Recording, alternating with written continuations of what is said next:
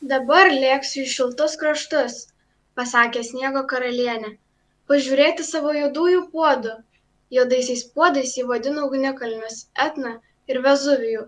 Aš juos kiek pabalinsiu, tai jiems pravers, kai sniegas apibarstys citrinas ir vynuoges. Ir Sniego karalienė išlėkė. O Kajus paliko vienas didžiausiai ledo salėj. Jis žiūrėjo į ledą ir vis galvojo, net jam galva ėmė sopėti. Sėdėjo vienoj vietoj nekrutėdamas ir išbalęs, tartum būtų negyvai sustingęs. Tuo metu pro didžiuosius rūmų vartus įėjo Gerda. Priešais pūtė baisus vėjas, o jis sukalbėjo vakarinę maldą ir vėjas nurimo, lyg užmigo. Tada mergaitė įžengė į didžiulę tuščią sniego salę ir išvydo Kajų. Prišokus apkabino jį ir sušuko: Kajų, mielas mano Kajų, pagaliau tave radau. O jis sėdėjo visas sustingęs ir šaltas. Gerda pravirko, jos karštos ašaros krito Kajų ant krūtinės, pasiekė širdį, sutirpdė ledą ir stiklo šakelę. Kajus pažvelgė į Gerdą, o jis sugiedojo. Žydi lelijos ir rožės darželį, Jėzų atrasime mes ten vaikelį.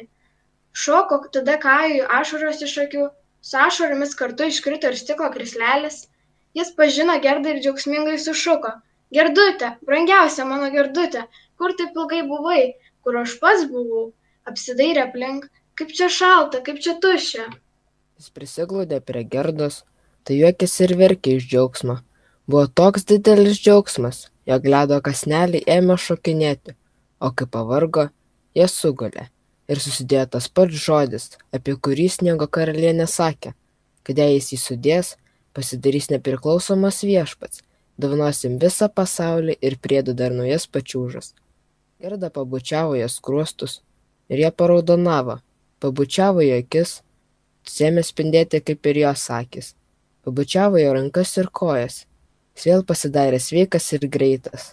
Dabar Kajus nebebijojo Sniego karalienės grįžti namo. Čia gulėjo jos atleidžiamas jam raštas, išrašytas blizgančiomis ledo raidėmis. Susikabinę rankomis, abudu išėjo iš tos didžios pilies. Jie kalbėjosi apie senelę ir apie rožes, žydinčias aukštai ant stogo.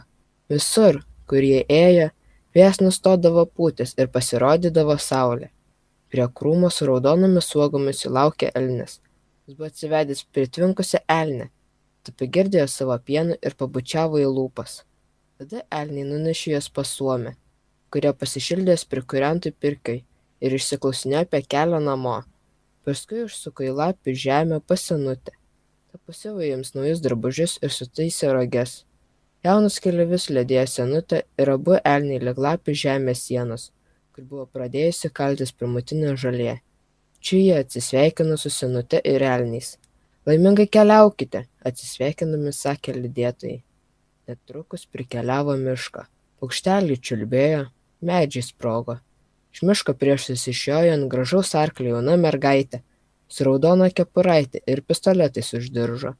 Gerda tuojau pažino arklį ir jojikę. Arklys buvo tas pats, kur vežė aukso karietą. Mergaitė buvo toji galvažudžiukė. Buvo nusibodę gyventi namie. Dabar keliavo pasižmonėti į šiaurę.